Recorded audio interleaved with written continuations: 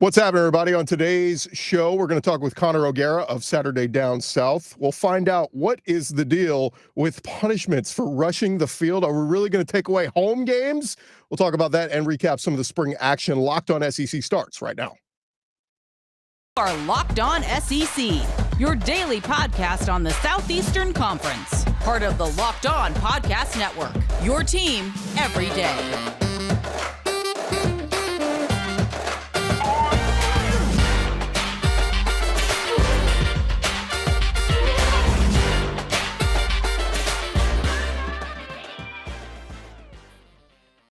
And what's up, everybody? Welcome into Locked On SEC. Chris Gordy here with you. Thank you for making us your first listen every day. Shout out to our everydayers who keep checking us out. And we're here for you 5 days a week talking all things SEC football. Joining us now, one of our favorite guests to get on, a guy who covers and talks all things SEC and college football. You know him from the Saturday Down South podcast. You read his work up there at Saturday Down South. He is Connor O'Gara. Connor, what's going on, man? Not a whole lot. It's a weird time of year for us because I feel like the week that the NFL draft comes to an end and all of a sudden your schedule opens up, you're like, wait a minute, I don't have to be watching spring games. It's summer vacation in a way for those of us that write about college football for a living. But yeah, I mean, I love draft week. I used to kind of hate it. And now because of how entrenched we are into all things draft prospects, to me, it is fascinating. And I'm kind of living and dying with every tweet and every report that goes out there.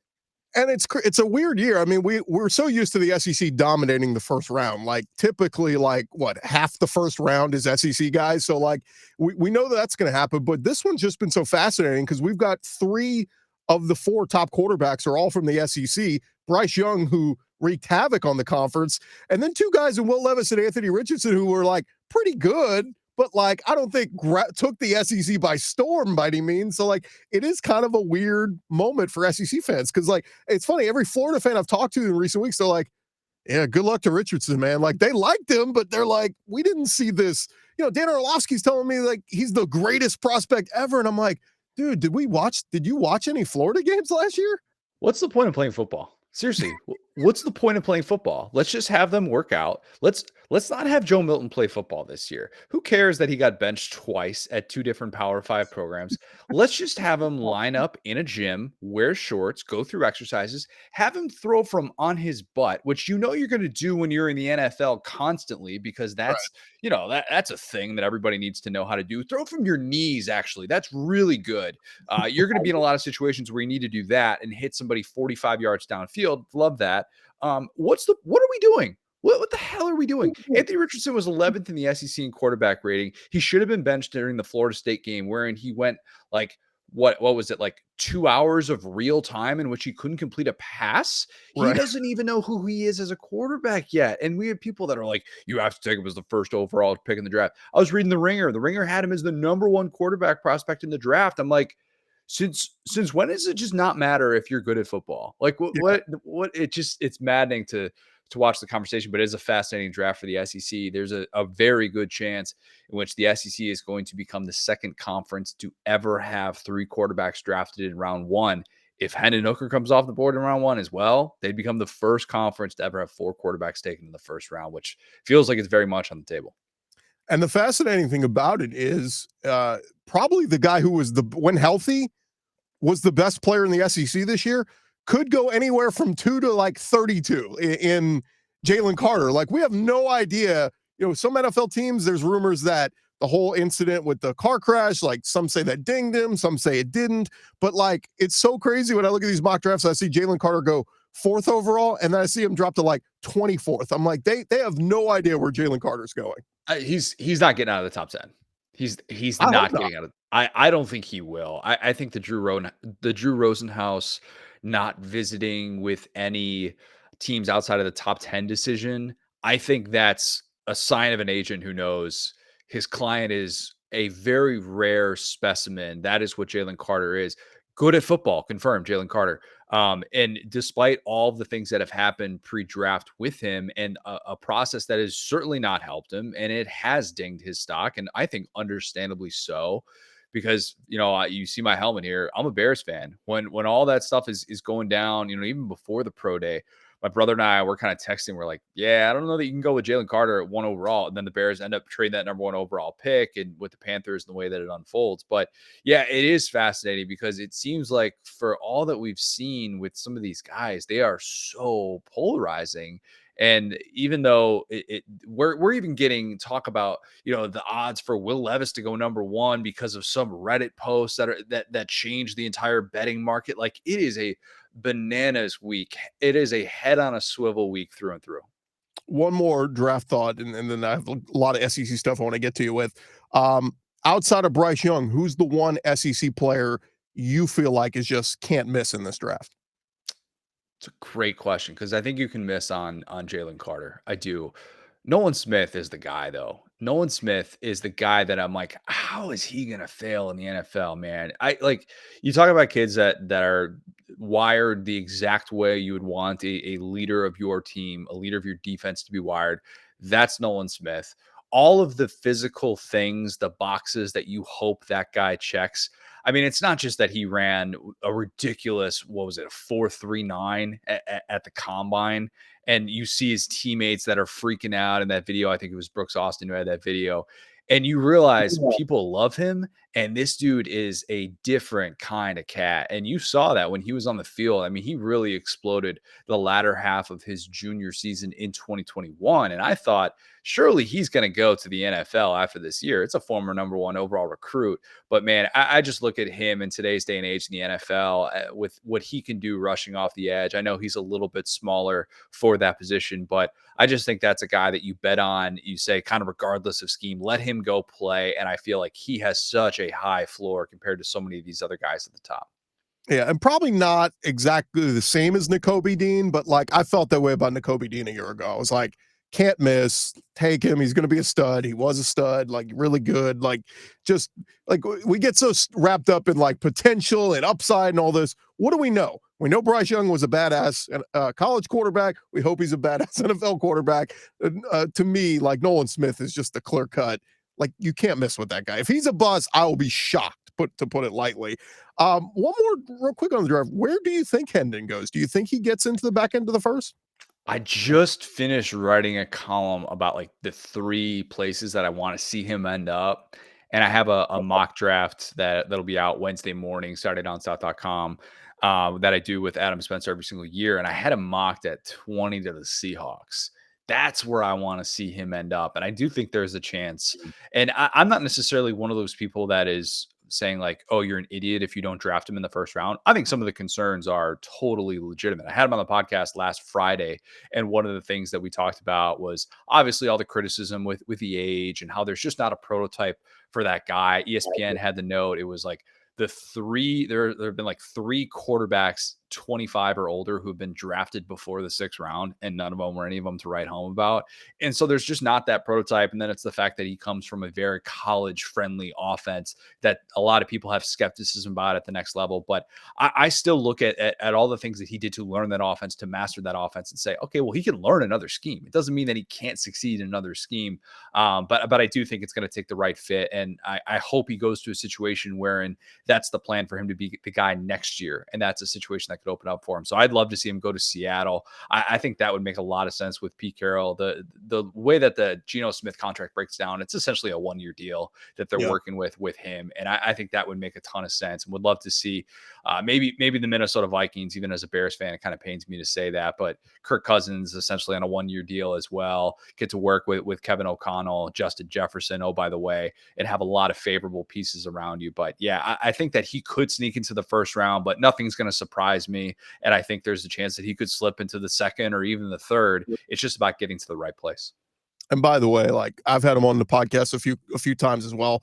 One of just the nicest, coolest, genuine. Like you talk to him, you can't not like Hendon Hooker. I don't care if you're a Kentucky fan or a Georgia fan. Like you talk to Hendon Hooker, like I'm rooting for that guy. So we'll be rooting for him. We'll see where he ends up. All right, more in just a second with Connor O'Gara, Saturday Down South. I want to remind you guys real quick.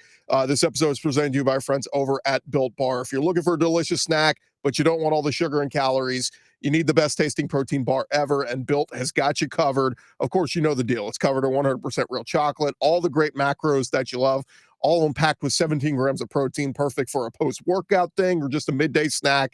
And of course, all the awesome flavors they got for you: the churro, the peanut butter brownie, the cookies and cream, all the awesome flavors. You can find them at your local Walmart. You can find them at Sam's Club now. They are just about everywhere. And of course, up at their website at built.com. That is the place you need to go. And you can check out all their awesome new flavors they got coming all the time. It is built.com is the website. All right, roll along here on Locked On SEC, and we're so excited to have Connor O'Gara with us from Saturday down south. How long have you been doing this now, man? You've been there a long time now.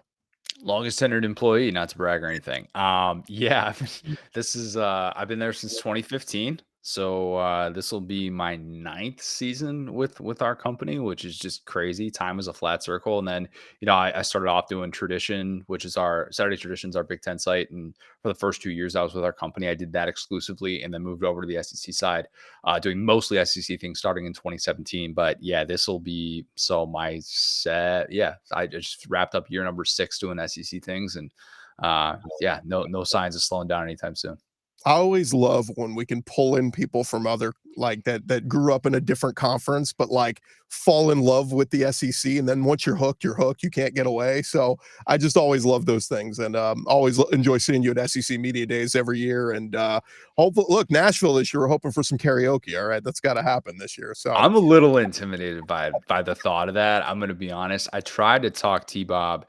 Shout out T-Bob Abear, legend of karaoke, legend of all things sports radio, of course. But I tried to talk him into doing Stapleton in Nashville, and I've gotten a not a no, which is yeah, about all I can ask for. That might be a little bit tough. I was going to bust out some Eric Church last year, had the Aviators ready to go, and then things happen. We weren't able to do karaoke last year. Hopefully, we're able to make that happen in Nashville. But man, yeah, I'm gonna need to do some serious practicing if I'm gonna feel any sort of confidence on the mic. yeah, doing country karaoke in Nashville just seems like there's somebody better than you in that town that can do it. So In that room, that can do yeah, it better. all right, Connor, let's jump into it. I saw this story come out earlier this week from Pat Forty over at SI, and it kind of took me by surprise. We knew the SEC had put together this, safety committee, with a couple of folks like Greg Byrne at Alabama, Josh Brooks at Georgia, Mitch Barnhart at Kentucky. And, look, I'm all for safety. I'm all for, we got to do things the right way. But when we start talking about like the real quote unquote problems with rushing the field, I understand why you have the rule in place. I understand why you have the fines. But to say this is such a problem now, we got to take it to a step further and we might eliminate home games from rivalries and stuff. This is where I say we're doing too much. I'm curious, what was your initial reaction when you saw that they may be stiffening the punishment for rushing the field? Yeah, you can kind of figure out where exactly this might stem from. Let's just say I would highly doubt that Tennessee was the one floating this into the universe. Teams who had their field stormed on a couple of times last year, a certain Alabama team might not have been in favor of seeing the field storm, especially with the aftermath of the way that played out with Jermaine Burton. Personally, if it's me, I say, let's just have video on the field and try and actually police what players do off the field. But that's just my opinion. I think that this situation is one of those things that they wish they can control and they can't. And so this is their way of trying to come out and say, all right, we realize we are pretty powerless in a spot like this. I don't think taking away home games is going to go over well. I don't think that's going to get unanimous support. I think you float that out there into the universe and maybe they'll come up with a penalty more severe than fines, because fans don't care about a university getting fined. The place where they give tens of thousands of dollars to and they have these ridiculous endowments, fans aren't going to be like, you know what? I really don't want to give my university this fine. Yeah. So that's not going to work either. I mean, what are they going to do? Like, say your starting quarterback can't play next week. I mean, this is a problem that for now, in my opinion, lacks a solution. There are too many factors at play to ever push through the idea of having a home game taken away for storming the field. And I'm not saying that everything that goes with storming the field is right. And I would be there's a part of me that, like, I would be terrified if I was a visiting player in that spot. I totally get that. But man, it seems like they are grasping at straws and trying to go for a Hail Mary that just might not exist. Yeah, and it feels weird. I mean, I get it with a permanent opponent, which we all know we expect the scheduling is going to change with Texas and Oklahoma coming in, and you'll only have, 2, maybe 3 permanent opponents you play every year. But like, let's say Auburn, Georgia, Auburn hosts Georgia and they pull off the upset and they rush the field at Jordan-Hare. Like, so then you're going to say, okay, next year we're going to go into Athens, and then the year after that we're going to play in Athens, and then the year after that we're going to play in Athens. So you would lose that next game at Jordan-Hare in the rivalry. Like, is that how I understand they would do this? It sounds like it, but I just don't know how you're gonna get support for this. That just to me sounds like such a dangerous precedent to set, and you might have a few people that are really banging the drum saying, "We gotta look out for the safety of our student athletes." But I get it. I totally get it from that standpoint. But if you think that you're gonna be able to stop 100,000 people in these scenarios, I just don't know what to tell you. I mean, that just to me, it seems totally crazy. You would have to probably spend all the money in the world to beef up security to actually physically prevent that from happening. But man, I understand why they're trying to get things going. I just don't know that there's a realistic solution, at least not anything that's been described so far. Yeah, I was thinking, like, do you put more security guards with like cattle prods? Like, is that different? But drunk student sections, they're still they don't care. Do you raise the wall, the gate or whatever? Like, I mean, I still always think of in Georgia, the girls falling into the bushes is still the funniest thing I've ever seen. But like, do you raise the wall there so like it makes it harder for people to get on the field? I just don't know what you do universally across the conference. But my wife, who's a Kentucky basketball fan, she loves it. She's like, how many times like we get upset and they storm the court? Great. We'll take another game at Rupp. Like, like now the next 3 years, you got to go play them at Rupp. Like, the teams that are good are going to love this thing. It's the teams that pull off the upset. They're going to get punished for this. But I go back to it, Connor, like you brought up the one incident with the player pushing the girl. I just feel like if you're going to run on the field, it's whatever happens to you, you're taking that risk. Like it should be get everybody to sign a waiver when they come into the stadium, be like, whatever happens to you, if you rush the field, you're at your own risk. Like I almost feel like do something like that because it really is like, I don't know how you're going to prevent, like you said, 100,000 people from rushing the field. Yeah, I don't. I don't know how that's possible. I even go back to what was it, the Kevin Falk and Jimbo's nephew. Remember Yeah. that? And that wasn't I mean, that wasn't that was a field rush, but he wasn't a field rusher. So that context is a little bit different, but that's one of the all-time I have no idea what I just did to get in this situation moments. And the picture from The Advocate is just incredible. If you're listening to this, you want to Google that. But there are moments like that are, yeah, I mean, you would like to be able to avoid it. It's a bad look for the conference overall. Nobody's figured out a solution yet. Nobody. And if you do, if you can actually enforce it, more power to you. I have skepticism that can actually happen while acknowledging that court storming, field rushing is not an ideal scenario for everybody. Yeah, and I'll just say, like, we need to be more selective in what we rush the field on. Like, if you're a team who's unranked with several losses and you beat the number one team, yes. But we need to, like, LSU beating Alabama last year, it was kind of like, yeah, it wasn't expected. It was a surprise, but like LSU, they believe they're supposed to beat Alabama. So you can't like rush the field. Like, no, that should be like the thing you're never expecting to do. But it's the way that it happens, right? If they win that game 35-10, they That's don't true, rush yeah. the field. It's the fact that it happened in overtime. It was this big dramatic thing. What's Clemson going to do? They rush the field every game. They're going to be in trouble if they get things like this. Just another reason why Clemson's not going to come to the SEC. The grant of rights deal that locks them in. No, it's actually the rushing the field thing that's going to keep them out of joining the SEC. All right, continue our conversation with Connor O'Gara from Saturday Down South, and appreciate you guys for listening and making us your first listen every day. Connor, let's look back and review a little bit what happened in the spring. I watched all the spring games. I'm a little bit of a sicko like that. My wife was like, "What the hell are you doing?" But I took notes on every spring game I watched. I'm curious just to get your perspective. What was to you maybe the biggest surprise or biggest thing that stood out to you from all the SEC games? As a fellow sicko, who has the same exact conversation of like, "Oh, you really need to be breaking down this Arkansas spring game right now. They're not even calling a spring game." It's like, Yeah, yeah, there you know wasn't even a what? score. Yeah. Yeah, really difficult to figure out. I thought the surprise was how I feel about Alabama's offense. I kind of thought we were going to come away from spring feeling like, all right, you know what? Just reload. Bama's going to be fine. And instead, I have more questions than answers.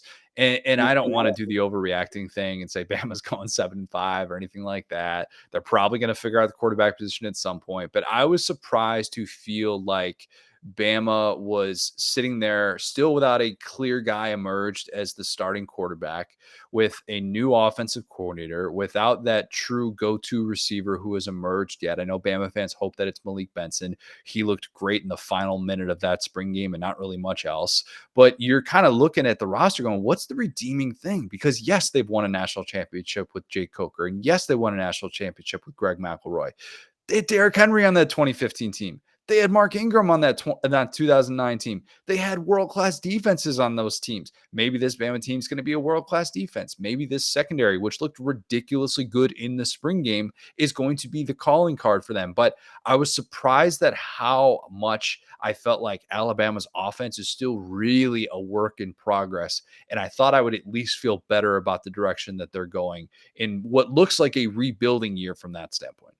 Yeah, and I tried to temper this too. I was telling people there's an Alabama standard. Like there's their quarterbacks how they performed. If Vanderbilt had that in their spring game from Jalen Milroe and Ty Simpson, they'd be like, oh my God, we're going to a bowl game this year. We're going to win 7-8 games. But the Bama perspective is we have such a standard of Bryce Young, Mac Jones, Tua, like these great quarterbacks that it was good, not great. Like you can win a game with how those guys both played in the spring game, but you got to take the interceptions. You got to take the overthrows and things like that. And Bama's just not used to that. So I'm with you. I mean, it will be interesting. Maybe it all settles down by the fall, but this may be a harken back to the old AJ McCarron type days where you win with dominant run game, dominant defense, and just pretty good quarterback play.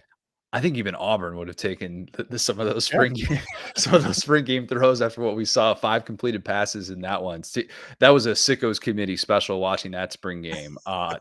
Yeah, I look at this in the way that this could play out, and I think that we should all temper expectations right now, because the run that they're on, it's ridiculous. It's unsustainable. They might have a floor that is way higher than everyone else. But think about the fact that Bama's last 4 quarterbacks have either been a Heisman Trophy finalist or they were SEC Offensive Player of the Year. And Jalen Hurts was, I get it, a Heisman Trophy finalist, but not at Bama, so you can't include that. And the point they brought up on the broadcast, every first-time quarterback under Nick Saban has won the SEC, or if they didn't win the SEC, it was AJ McCarron in 2011 wins a national championship. Didn't mean to go there with your LSU Tigers, but yeah, I look at it from that standpoint and say, yeah, the standard is high because it should be high, but it doesn't mean that it's inevitable that these two guys live up to it. And I think that the spring game performance left a lot to be desired. All right, just a couple more for you. We asked biggest surprise. What was the biggest disappointment? And maybe it was the Bama quarterbacks, but was there anything else you saw in the spring that maybe left you a little bit disappointed? Yeah, the fact that I had to watch that Auburn spring game was pretty disappointing. It was just the weather was just so bad, right? When Yeah. you turn it on that game and you realize, oh God, it's like high 40s, low 50s, nobody's there. It's just this gross rain. Oh, it's just terrible. Biggest surprise. That's a good question. I had this realization watching KJ Jefferson wherein I forgot that he's going to be going under center. I just kind of forgot that. And so that's not really disappointing. I'm going to come up with another one that's disappointing. I should have said Bama for disappointing and said that Kyron Lacey, that catch was the most surprising because they opened the game like that for LSU. That was certainly a head turner. But yeah, I mean, I think you can go in a lot of different directions with that. I Let me think give you that a quick stat that stood out to me from LSU that Jaden Daniels didn't run the ball until after he had thrown 7 passes. I thought that was interesting that he's more throw first, run second. And if that is going to happen with year 2 in the Mike Denbrock offense with so many pieces back, LSU is going to be dangerous. I know they got to go to Tuscaloosa, and I think a lot of people are chalking up an L there, but I don't know. If they get even better this year, look out, you know? I've been ready to fall in love with this LSU passing attack because that's really all it was going to take. I mean, I go back to that play wherein Jaden Daniels is dropping back on, I think it's like 4th and 2, and they had a play action against Tennessee, and it's single coverage, and he just doesn't trust his guy to make a play. And Kelly is yelling at him because he didn't uncork it, and I think they turned it over on downs. And Kelly's yelling at him. He's like, "You had one-on-one coverage. Like, what are you waiting for? Like, you have to be able to take chances like this." And with this group and seeing the comfortability that he has in this offense, I think that's going to be there. And I'm a believer that Jaden Daniels is the unquestioned starter, despite my ever increasing intrigue of a certain Garrett Nussmeier. And I love what he could potentially become. But yeah, I'm more so looking at this offense saying, man, they have the fewest questions of any passing game in the SEC. And it's refreshing to see because last year there were so many instances in the first part of LSU season where you're just like, man, he doesn't trust anybody to do anything. But Malik Neighbors, 8-yard out, that's about it. That's about all he trusts. And if it breaks down, if his first read isn't there, it's with his legs. He's taken off and running. Jay Daniels will not be the quarterback who leads the country in carries like he was last year. That's a not so bold prediction, but I do think that offense should be able to take that next step. And I'm excited to see it, especially after all the things that were on display in the spring game. Just a couple more quick hitters. Mississippi State, Will Rogers. It was expected. We knew Mike Leach is gone and the air raid is no more. But I was a little shocked just to see like not throwing as much. And like are they going to be a run first team? Like, and where will Will Rogers? Right, we're so used to seeing him right at the top of the SEC in passing yards. Like, will he be like 4th, 5th, 6th this year? Nobody's talking about that at all. And I think it's really interesting because I kind of assumed Zach Arnett was going to find an air raid disciple. I made the case, just pay Garrett Riley $2.5 million and just realize that you can have this unique dynamic wherein he has total autonomy on the offensive side of the ball, and you can kind of keep up with some of those air raid principles. Zach Arnett went in a totally different direction. And he went with a guy who ran a lot of pistol at App State. And that's what Kevin Barbay has been known for doing. He utilizes the tight end. It's this wild position where you can disguise your looks. And I know Mississippi State hasn't needed one in the 2020s under Mike Leach, but they're going to use tight ends. And so even the simple act of turning around out of a play under center and handing the ball off to the tailback looked like it was new for Will Rogers if you watch the spring game. But I'm excited to see what's next because he doesn't have these limitations physically that the system he played it might suggest. And what I mean by that is this is somebody who had 5 career completions of 50 yards in 3 seasons as a starter wherein he threw over 1,600 passes. This is a guy who can throw the ball deep, but you don't get those opportunities because you're not seeing man coverage. You're not taking a chance downfield on that. If you're throwing it deep and against the air raid, something's gone horribly wrong. But I am fascinated. I do think that for the long-term future of Will Rogers as he tries to play in a more pro-style system, it is going to benefit him. There could definitely be some bumps and bruises along the way, some of those weird turnovers where he's just still learning how to read man coverage and what that all looks like. But I am excited to see it, and we're going to see a very different version of the Mississippi State offense this year. All right, I'm going to give you just a couple quick hitters. Just give me short answers. And we'll start with Florida. Who is Florida's leading rusher this year? And will Florida finish top 3 in the SEC in rushing?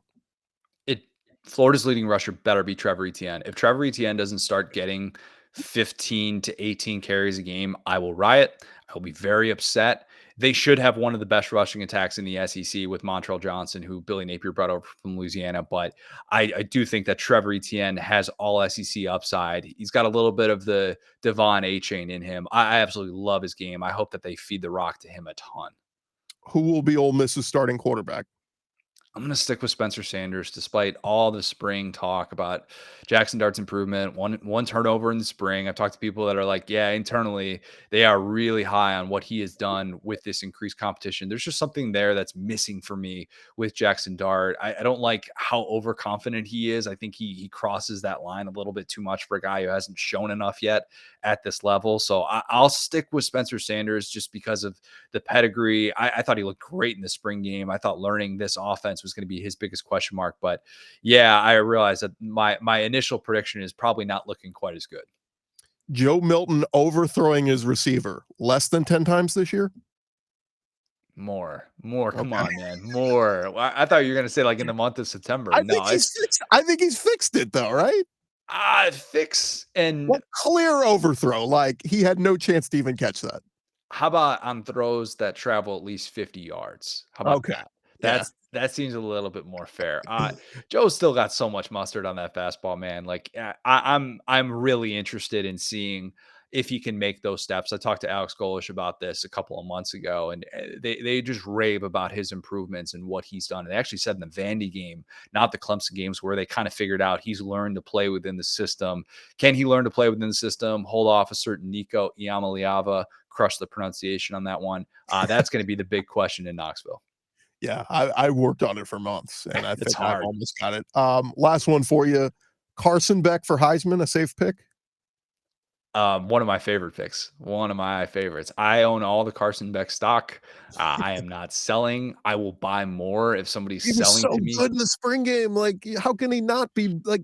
He's more talented than Stetson Bennett. Not better yet, but more talented. Had moments in that spring game where I had to remind myself I'm not watching Stetson Bennett because and I say that in a positive way, not as a dig, because some of the throws he makes and the way that he can fit that ball into windows over the middle, man, it is beautiful to watch. Even they're doing the wheel routes with Brock Bowers in the same way that they did with Stetson Bennett. Like you see that he is a year 4 guy and he is so comfortable in this offense. He looks great. I'm so excited. I am worried about the long-term implications of Mike Bobo running that offense and if it's going to be the thing that prevents him from winning a 3rd consecutive national championship. But I do own all the Carson Beck stock and I'm not getting rid of it. Connor, it's been great catching up with you, man. We could go for like 4 straight hours talking SEC football with you, but remind all our listeners where they can find your stuff. Yeah, appreciate that. Saturday Down South podcast. A lot of great content related to all things draft, spring football that we've been wrapping up. SaturdayDownSouth.com. I always tell people if you just want to waste an afternoon, you're like, I don't want to work. I don't want to do that right now. Just bookmark it. Go to SaturdayDownSouth.com. I promise you'll probably end up reading like 10 different stories. You'll become a more informed college sports fan. SaturdayDownSouth.com, the true one-stop shop for any college sports fan. Yeah, I think you do a great job with a lot of the in-depth stuff, diving into the numbers, and then your breaking news guys are so good at getting the latest stories that are up there. So SaturdayDownSouth.com, and of course his podcast, one of the best out there, talking all things SEC. Connor, thanks so much for the time, man. I really appreciate it. Appreciate it, man. All right, that's Connor O'Gara there of Saturday Down South. That is going to do it for this edition of Locked On SEC. Appreciate Connor for jumping in with us. Thank you guys so much for making us your first listen every day. Now you go make your second listen. Check out some of our other great podcasts talking all things SEC here on the Locked On Podcast Network, covering your team every day. A reminder to check us out later in the week. We're going to be recapping everything that happens in the draft with the SEC players. And of course, next Monday, we'll recap all the SEC picks. Hopefully, we set another record for the most SEC draft picks ever. I'm Chris Gordy. This has been Locked On SEC. We'll talk to you guys tomorrow.